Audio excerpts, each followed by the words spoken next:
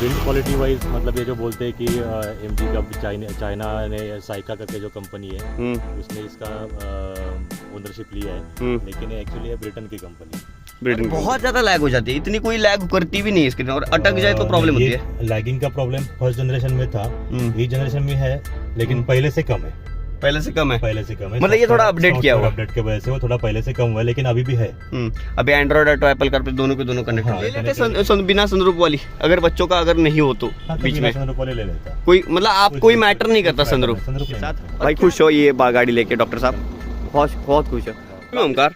ये है MG की हेक्टर, यानी कि बहुत ज़्यादा पॉपुलर हुई थी MG जब पहली लॉन्च हुई इंडिया में, तो ये गाड़ी लेके चली आई। मतलब MG हेक्टर पकड़ लो, एक SUV रफ एंड टफ तो है, और दूसरी बात है कि इसका लुक जो है वो अर्बन इस तरीके से आता है, मतलब अर्बन लोगों के लिए है, जो लोग ज़्यादातर के सिटी में चलाना पसंद करते हैं। मतलब जो स्कॉर्पियो क्लासिक हो, जो गाँव दिहाड़ी एरिया में ज़्यादातर के बिक जाती है, यहाँ पे अनसेटल्ड रोड हो, यहाँ पे टैकल करना हो, तो बहुत सारी गाड़ियाँ वो महिंद्रा की जो है वो हैंडल कर लेती है। लेकिन ये जो गाड़ी है वो एक ऑफ रोडिंग पर्पज़ के लिए जो है वो नहीं है एक्चुअली, क्योंकि ये 4x2 है। अब जो ओनरशिप रिव्यू जो है वो एक्चुअली मैं लेने वाला हूँ इस गाड़ी का, वो भाई साहब से आपको मिला ही देता हूँ, पहले वो कैमरा में आई गए। तो ये है MG की हेक्टर 2.0 डीजल। सबसे पहले एक बात बता दो इस गाड़ी की, जब उन्होंने ली थी, आई थी 3 साल पहले 2019 में, पहले MG हेक्टर ने कोविड से पहले जो है वो इंडिया में कदम रखा, उसके बाद सक्सेस मिलता गया तो इसी गाड़ी से यार। मतलब ये गाड़ी जो MG की हेक्टर है ना, वो गाड़ी उस टाइम कॉम्पीट कौन से करते, XUV 500 को कॉम्पीट करती थी, कंपैरिजन होता था इसका,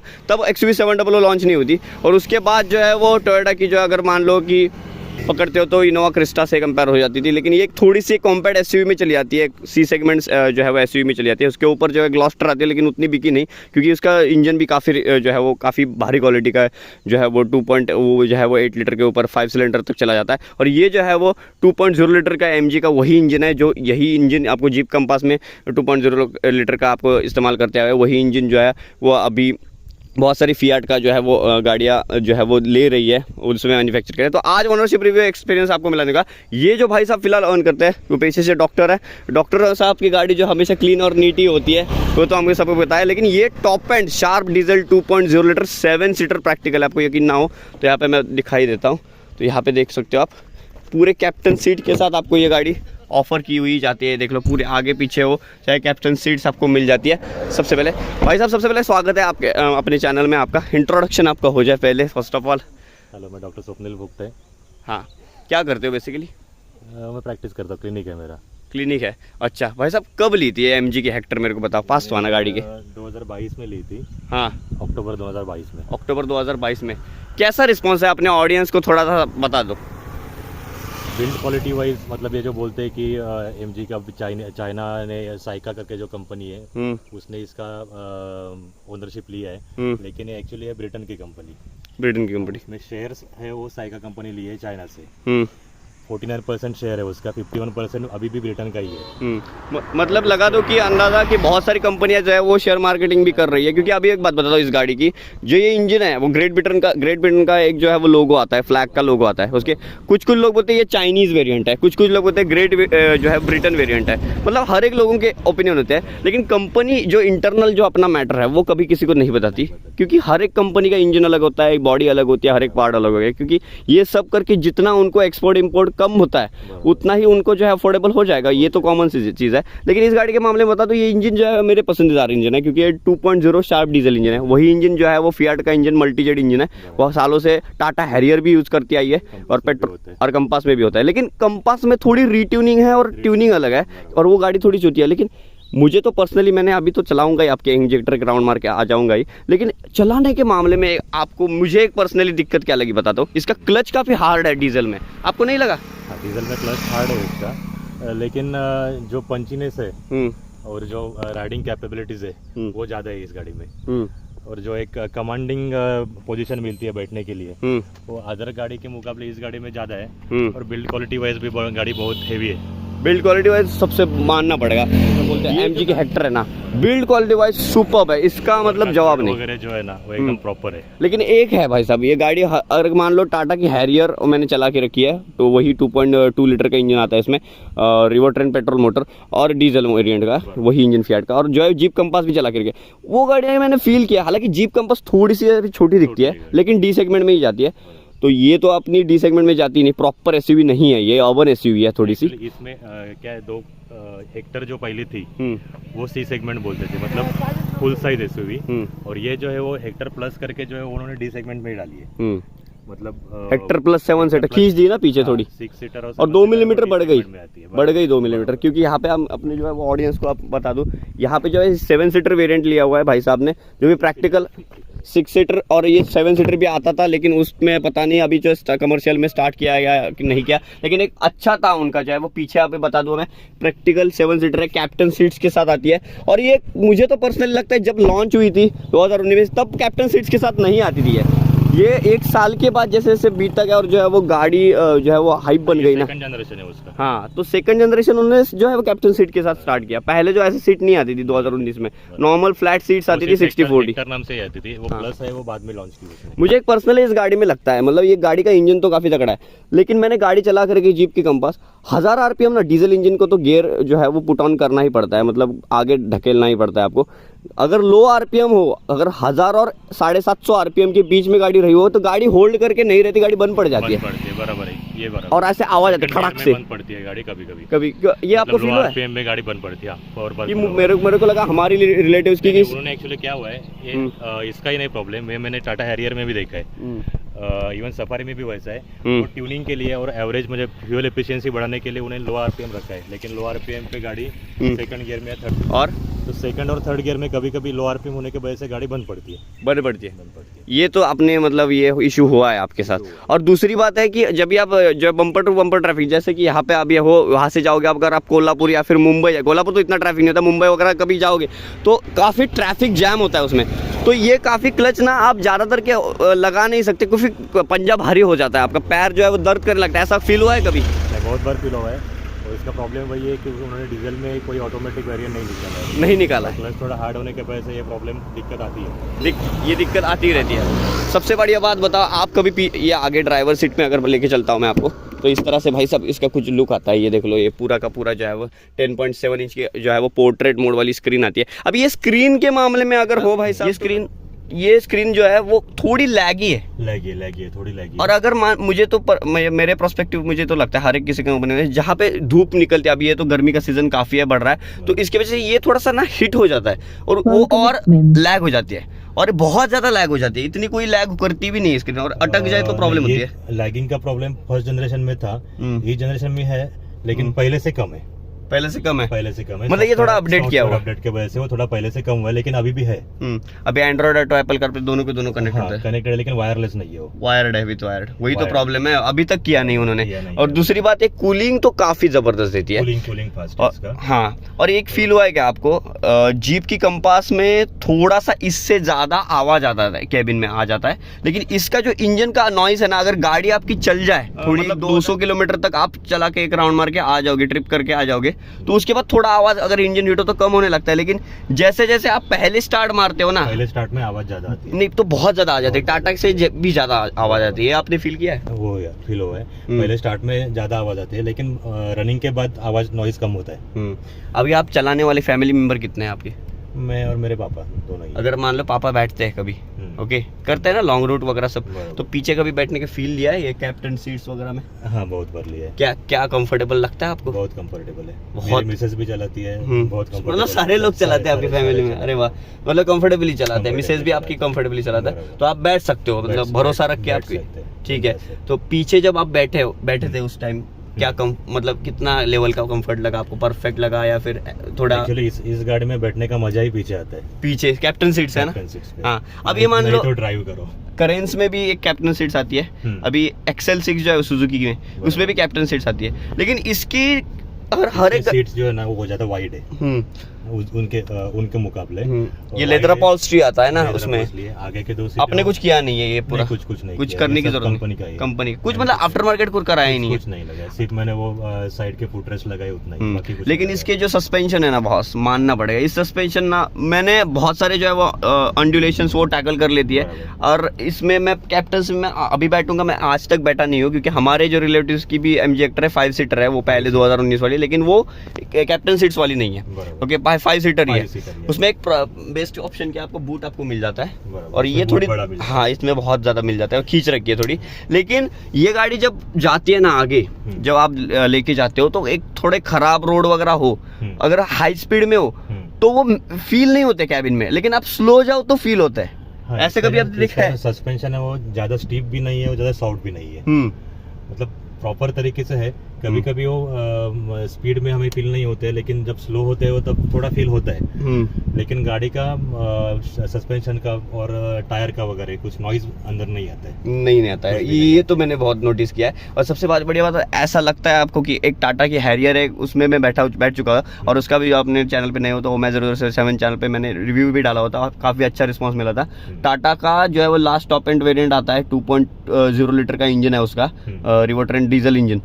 उसमें नॉइज ज्यादा है, अंदर फीचर तो भर भर के रखे, लेकिन आप बैठते हो ना इस गाड़ी में ऐसा सेफ सा फील होता है कि आप एक भारी भरकम लोहे में बैठे हो। मैंने वो भी देखी थी टाटा की, लेकिन इसकी फिट एंड फिनिश जो क्वालिटी है ना वो उसके मुकाबले लेकिन एक मुझे ना जाने की इसके प्राइस सेगमेंट में महिंद्रा की XUV 700 भी आती है, लेकिन इसमें बैठने के बाद ना एक रफ एंड टफ फील होता है, क्योंकि ये भारी गाड़ी है काफी। मेरे ख्याल से 2000 किलो की कर्ब वेट की तो होगी आराम के साथ। 2100 है ना, तो इतनी 2087 करके 2087 कर्ब वेट आता है, लेकिन 2.0 लीटर का इंजन है। एक बात है इसमें, आप फर्स्ट में अगर आप इमीडिएट अगर ये जो करते हो आप एक्सेलेरेट करते हो तो एक 2 सेकंड टर्बो किक इन होने में लेता ही लेता है, मतलब अंडरस्टैंडिंग होने में मैनुअल में। लेकिन ऑटोमेटिक पेट्रोल CVT इसका काफी ज्यादा मक्खन है और काफी ज्यादा पावर है। 143 bhp निकाल लेता है, वो ये 175 bhp निकाल लेता है। हालांकि डीजल में तो जानी होती है, लेकिन पेट्रोल क्विक है ऑटोमेटिक में। ये आपने फील किया है? हाँ, नहीं मैंने एक्चुअली पेट्रोल मुझे लेना ही नहीं था। माइलेज प्रॉब्लम है, रनिंग ज्यादा है मेरा, और माइलेज को प्रॉब्लम है, बहुत ज्यादा प्रॉब्लम है। और इस पर्टिकुलर इंजन को ना, ये पेट्रोल इंजन उसका ना जाने कौन सी कंपनी का, MG का कुछ ने उठाया पता नहीं, लेकिन ये जो पेट्रोल इंजन है उनका 1.8 लीटर जो है और 2.0 लीटर, 2 इंजन ऑप्शन के साथ है। हाँ, और इसका पेट्रोल इंजन काफी साइलेंट है, लेकिन वो फील टॉर्क नहीं देगा जो ये आपको 250 Nm का जो छोड़ के देगा। काफी ज्यादा टॉर्क है, काफी भारी भरकम गाड़ी है। और एक मानना पड़ेगा, इस वाले इंजन को फिएट का मल्टीजेट इंजन यूज किया ना, इतने भारी लोहे को खींच रहा है इंजन इतना कंफर्टेबली, तो मानना पड़ेगा दादी। और फील भी होता है कि आप भारी भरकम गाड़ी में बैठे हो। माइलेज भी ठीक ठाक देती है। ब्रेकिंग कैसे है भाई साहब? ब्रेकिंग एकदम प्रॉपर है। ये गाड़ी का AC की कूलिंग जो है ना, अभी ये तो पूरा बंद करके रखा था, इतना ज्यादा अच्छा देता है ना, फास्ट कर लेता है। के बाद भी 2 से 3 मिनट में पूरा कूल हो जाती है। अभी कभी ये आप इमीडिएट अगर आप बंद कर लेते हो, ये जो स्क्रीन देखो कितना लैगी है, देख लो मतलब। और अगर मान लो आप ट्रैफिक में भी हो, ये आपने कभी फील किया है क्या? मतलब अपने ऑडियंस की बताओ, ये काफी स्क्रीन काफी बड़ी है। ओके, तो इसमें थोड़े बटन्स तो हो सकते हैं, सिवाय एक AC का बटन इसे हो सकता था। AC का बटन होना चाहिए। उन्होंने क्या किया है, सारे कंट्रोल इसमें डाल रखे। तो प्रॉब्लम क्या है, जब भी आप कभी ट्रैफिक में हो, चाहे डिस्ट्रैक्शन होता है, हाँ, तो अटेंशन प्रॉब्लम हो जाती है, ड्राइवर अटेंशन को। ये मतलब टच नहीं कर सकते इमीडिएट आप किसी भी चीज को, मतलब आप ये ऐसे लगा दो कि ये उलझ जाओगे इसमें, और आपका मतलब ये होगा, डाइवर्ट होगा पूरा जो है माइंड, और इसमें ध्यान नहीं होगा। ये होता है कभी आपको फील? बहुत बार होता है। इसमें एटलीस्ट उन्होंने AC के मैनुअल बटन देना चाहिए था। इवन उन्होंने जो 3rd जनरेशन निकाला है उसमें भी सब जो कंट्रोल्स है वो स्क्रीन के अंदर ही दिए है। थोड़ा सा उससे हिचकिचाहट होती है, मतलब कभी कंफ्यूज भी होना होता है। अच्छा, ये गियर थोड़े से आपको हार्ड नहीं लगते? फर्स्ट अगर आप डालते हो फिर सेकंड डालते हो, काफी ज्यादा मुझे हार्ड लगे। नहीं, मुझे तो नहीं लगे, गियर नहीं हार्ड लगे, हर एक का अलग अलग। क्लच तो हार्ड है। हमारे जो रिलेटिव्स की जो MG पहले ली थी, उन्होंने जो है वो पूरी सिस्टम ही खराब थी, उन्होंने चेंज करवा दी कंपनी से ही। नहीं, इसका जो आफ्टर सेल्स सर्विस जो है कंपनी की, वो काफी ज्यादा अच्छी है, काफी ज्यादा अच्छी है। मतलब वो प्रॉपर सर्विस कैसा है बताओ मेरे को? सर्विस रिस्पॉन्स कहाँ पे जाते हो कराने? मैं कोल्हापुर जाता हूँ। क्या रिस्पॉन्स है? अच्छा है, बहुत अच्छा रिस्पॉन्स है। सर्विस जितना टाइम देते हैं, मान लो अगर आप सुबह गाड़ी देते हो, वो भी बोलेंगे अगर आपको शाम को 5 बजे हैंड ओवर करेंगे, सपोज अगर एग्जाम्पल, उस टाइम टू टाइम देते हैं। इवन आफ्टर सर्विस के बाद भी वो आपको 2-3 बार कॉल भी करते हैं कि बाबा 1-2 दिन बाद कि सर्विस में कुछ दिक्कत आई है क्या, सर्विस प्रॉपर हुई है क्या। इवन आप जहाँ वहाँ पे जब सर्विस के लिए जाते हो, उस वक्त उसका जो उनका जो इंटरेक्शन होता है वो भी एकदम परफेक्ट होता है, और हॉस्पिटलिटी अच्छी है, काफी बढ़िया है, और हर एक को अलग अलग है। लेकिन एक बात, उन्होंने इसके बाद जो MG की ग्लॉस्टर लॉन्च की ना, वो डाल के फंस गए वो, मतलब फॉर्च्यूनर ओवर प्राइस लगती है, ओवर प्राइस, लेकिन उसमें प्राइस के मुकाबले फॉर्च्यूनर से ज्यादा फीचर्स भी है। फीचर्स है, लेकिन वो फॉर्च्यूनर है ना, फॉर्च्यूनर है उसको कोई, लेकिन फॉर्च्यूनर इधर लग जाए तो गली गली का कुत्ता भी पहचानेंगे फॉर्च्यूनर, लेकिन ग्लॉस्टर को किसको पता है ग्लॉस्टर गाड़ी होती है। लेकिन है, मैं एक बता दूं, गाड़ी बहुत ज्यादा जो है वो जिस प्राइस में है ना, गाड़ी 36 लाख के ऊपर जाती है, उस प्राइस के हिसाब से काफी ज्यादा फीचर्स है, काफी ज्यादा फीचर हुआ है। एमजी पे अभी तक लोगों का माइंडसेट नहीं हुआ है कि इतना ज्यादा पैसा एमजी पे इन्वेस्ट करने के लिए। लेकिन वो बहुत चालाक है ना कंपनी वाले, उन्होंने क्या किया है बता दो मैं आपको। ये गाड़ी है जैसे कि मान लो एमजी की हेक्टर है, ओके, हेक्टर लॉन्च की सक्सेसफुल रहा प्रोडक्ट, उसके बाद ग्लॉस्टर की उतना सक्सेसफुल नहीं रहा प्रोडक्ट, उसके बाद एमजी की जो है वो एस्टोर आई, एस्टोर किसको नाम भी नहीं पता वो, और काफी ज्यादा मतलब एक्सपेंसिव गाड़ी है और इतने फीचर भी नहीं, छोटी गाड़ी है। उन्होंने किया क्या है, हर एक चीज में पैसा इन्वेस्ट किया, जैसे कि इलेक्ट्रिक पोर्ट एमजी के है, शेयर मार्केट भी उन्होंने एमजी का है, जो है वो बाहर के कंट्रीज में इलेक्ट्रिक पोर्ट्स आते हैं वो एमजी के है पर्सनली, टाटा के और एमजी के काफ़ी ज़्यादा क्विक टर्बो चार्जिंग है उसके, 170 रुपीज़ में कम से कम 1 घंटे के अंदर वो चार्ज करके देता है वो रेट, मतलब कोई सा भी व्हीकल हो, मतलब उन्होंने बहुत सारे जो है वो पैसा इन्वेस्ट करके रहा, उनकी सर्विस रिस्पॉन्स काफ़ी तगड़ी है, ये मुझे मानना पड़ेगा, मुझे मतलब आपको ही मानना पड़ेगा, क्योंकि बहुत अच्छी है। टाइम बोलते हैं उस टाइम पे आपको सर्विस करके देते हो। काफ़ी क्विक है। और दूसरी बात है कि गाड़ी अगर लेते भी है ना, हर एक चीज, मतलब हर एक किसी को नहीं, मतलब पहले जब लॉन्च होती है कोई भी कंपनी, सब कुछ एस्टेब्लिश करने में, सब कुछ करने में प्रॉपर टाइम लग जाता है, उतना तो है। हर मेरे अंकल भी है, उनको भी सर्विस इतनी अच्छी नहीं लगी उस टाइम, बहुत रुलाया था, अलाइनमेंट वगैरह सब कुछ करके ही नहीं दिया था उन्होंने, जो है वो 1.5 लाख की फ्री सर्विस ली थी और एक एक्स्ट्रा, 1.5 साल में कुछ भी हो जाए गाड़ी को वॉशिंग के साथ सब कुछ फ्री करके देंगे, स्टार्टिंग में होगा, स्टार्टिंग में अभी पैकेज होता है वो उन्होंने ली थी, लेकिन वो काफी फंसाते थे, लेते थे गाड़ी करते ही नहीं थे, ऐसे कुछ कहते हैं। लेकिन धीरे धीरे हर चीज कोई अपडेट होती है, ठीक ठाक तरीके से एस्टेब्लिश हुई है यहाँ पे, मतलब सर्विस सेंटर भी उनका अभी वो बढ़ा रहे हैं। अभी यहाँ पे फिलहाल मुझे उनका को सर्विस सेंटर भी है रत्नागिरी में, लेकिन मुझे वो कोल्हापुर प्रॉपर पड़ता है, इसलिए मैं वहाँ पे। कोल्हापुर एमजी हेक्टर कहाँ पे आता है शुरू? शिरोली में, यूनिक एमजी करके। अभी पीछे बैठे हो फिलहाल कैप्टन सीट्स में, क्या कंफर्ट है अपने ऑडियंस को सुना जरा? कंफर्टेबल है। आप 6 फीट के हो, 6 फीट के ऊपर हो, ओके, लमसम 6 फीट के 1 इंच के ऊपर ही होगे आप, इंडियन एवरेज से थोड़े से बड़े हो, लंबे हो, चौड़े, तो एक 6 फीट वाले इंसान को काफी कंफर्टेबल, मतलब ये हो रहा है, कुछ भी प्रॉब्लम नहीं है। अच्छा, प्रॉपर लेग स्पेस है, प्रॉपर हेड स्पेस है, थाई सपोर्ट, लेग स्पेस वगैरह सब कुछ है। अच्छा, और जहाँ पे उसके पीछे अगर आप चाइल्ड रो में बैठते हो तो थोड़ी सी दिक्कत हो जाएगी। एक्चुअली वो थर्ड रो है, वो चाइल्ड रो ही है, चाइल्ड सीट से वहाँ पे, मतलब एक 4.5 फीट, मतलब आप लगा दो यहाँ से, मैं मुंबई, कोकत से मैं मुंबई या फिर गोवा लगाता हूँ गाड़ी, तो आप कंफर्टेबली बैठ के जा सकते हो विदाउट एनी इंटरप्ट, कुछ भी तकलीफ नहीं होगी कोई भी कंपनी। ये देखो थाई, मतलब ये उनके लेग्स के कितने काफी ज्यादा लंबे चौड़े हैं ये देखो, और भी जगह लेग स्पेस बच रहा है, मतलब उसका थाई सपोर्ट भी काफी अच्छा है। और ये वाला पोर्शन जो इनोवा अभी जो हाई क्रॉस आई ना, उनके जो थाई सपोर्ट जो है वो ऐसे रिक्लाइन हो जाता है, इसकी कोई जरूरत नहीं, क्योंकि ये थोड़ा सा टिल्टेड है, मतलब काफी एमजी ने सोच समझ के डिजाइन किया गया है, मतलब ऐसे ही भी कुछ हवाबाजी नहीं की उन्होंने। ये भाई साहब, ये कर्टन का क्या चक्कर है, ये लगाते हो मतलब प्रॉपर, ये यूजफुल है? हाँ यूजफुल है, बहुत यूजफुल, बहुत। अभी यहाँ पे तो कोई प्रॉब्लम नहीं है हमें, लेकिन जैसे दिल्ली विल्ली शहर में जाते हो तो बहुत बैन है, ये लगाना नहीं पड़ता है वगैरह सब कुछ बोलते हैं। लेकिन ये तो आपने बहुत अच्छा किया है जो गाड़ी, ये आप मैन्युअली हाथ से भी बंद कर सकते हो इजीली, लेकिन अगर आप वो मैग्नेट वाला लगाते हो ना, मैग्नेट वाला रखना पड़ता वो है, नहीं चलती गाड़ी में नहीं इजीली लगा सकते, वो निकाल सकते, उसको दूसरा बंदा ही हायर करना होगा आपको, ये आपको ऐसे खींच दो पीछे जाएगा। और भाई ये वाली जो है सनरूफ तो काफी बड़ी है अपने सेगमेंट में, XUV 700 की भी इतनी आती है, लेकिन जब लॉन्च हुई थी ना काफी बड़ी लगती थी ये गाड़ी, जैसे XUV 700 आई ना, उनकी जो विड्थ थोड़ी सी बड़ी है उसकी, और टाटा की हैरियर की छोटी है, इतनी जितनी है, लेकिन इतनी लंबी खींची नहीं, यहाँ तक खत्म हो जाती है वो। इस मौसम में सनरूफ का क्या यूज किया है? कुछ भी है कोई फायदा नहीं है। नहीं, वो जब बच्चे अगर मान लो इसी वेरिएंट में ऐसा एक वेरिएंट होता है जो जहाँ पे अभी स्कॉर्पियो एन लॉन्च हुई है, Z8 सिलेक्टेड वेरिएंट बीच में डाला है उन्होंने, मतलब टॉप एंड वेरिएंट 30 लाख और 28 लाख इसके बीच वाला। अब इसमें और एक वेरिएंट होता है शार्प से पहले, शार्प प्लस होता है, और शार्प से पहले अगर वेरिएंट होता मान लो, तो उसमें सनरूफ वाला ऑप्शन नहीं होता, तो ले लेते वो? नहीं, मेरी पहली गाड़ी थी वो, उसमें सनरूफ नहीं था, तो ये वो बच्चों का ये था कि वो हाँ, बच्चों के शौक के लिए ली हुई। मेरा कुछ उसमें शौक नहीं है। मान लो बच्चे भी कहते नहीं, भी नहीं होता है, जब बच्चे होते हैं तभी उनके लिए यूज होता है। मान लो अगर ये कोई आपका काम का ही नहीं, इस मौसम में कौन ही भला ये सनरूफ वगैरह खोलेगा, और चलती गाड़ी में कभी बच्चों को खुलते ही नहीं है। चलती गाड़ी में नहीं देते। हाँ, तो ले लेते बिना सनरूफ वाली, अगर बच्चों का अगर नहीं हो तो बीच में सनरूफ वाले ले लेता कोई, मतलब आप कोई मैटर नहीं करता सनरूफ। सनरूफ नहीं मैटर करता। और क्या इस मौसम में कौन सा जो है वो सनरूफ मौसम वो सनरूफ वगैरह है वो अब्रॉड के लिए ये बना है। बराबर बोल रहे हो, क्लाइमेट के लिए, विजिबिलिटी के लिए, विजिबिलिटी। और वहाँ पे थोड़ा डार्कनेस होता है, थोड़ा मौसम होता है वो सर्दी का होता है, इसलिए वहाँ पे सनरूफ बेटा। अच्छा भाई साहब ये बता रहा हूँ, ये जो है आपकी गाड़ी को 2 साल तो हो चुके हैं लमसम, ओके? कितनी चला रखी है फिलहाल आपने? 50,000 किलोमीटर हुआ है। 50,000 किलोमीटर डीजल में। एवरेज एक बता, एवरेज मान लो बताओ कितना निकाल रहे हो day to day? Day to day मुझे 12 से 14 तक पड़ता है।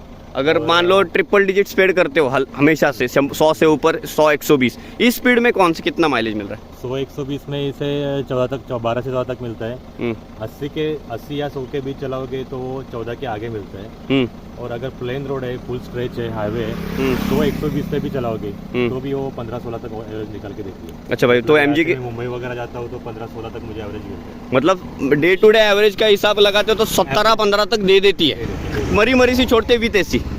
एसी विदाउट एसी तो कौन ही चलाता है इस मौसम में। तो ये चलिए भाई साहब, ये था कुछ अपना ओनरशिप रिव्यू एक्सपीरियंस जो है वो 2.0 MG हेक्टर के साथ। पावर स्पेक्स की बात करूँ तो भाई साहब जो है वो ऑटोमेटिक प्रेफर नहीं करते, और दूसरी बात ये आती ही नहीं इसमें। शार्प डीजल में, पेट्रोल में सिर्फ CVT ऑटोमेटिक आता है, और 17 तक माइलेज गेन कर लेते हैं कैप्टन सीट्स के साथ। भाई खुश हो ये गाड़ी लेके डॉक्टर साहब? बहुत खुश हो।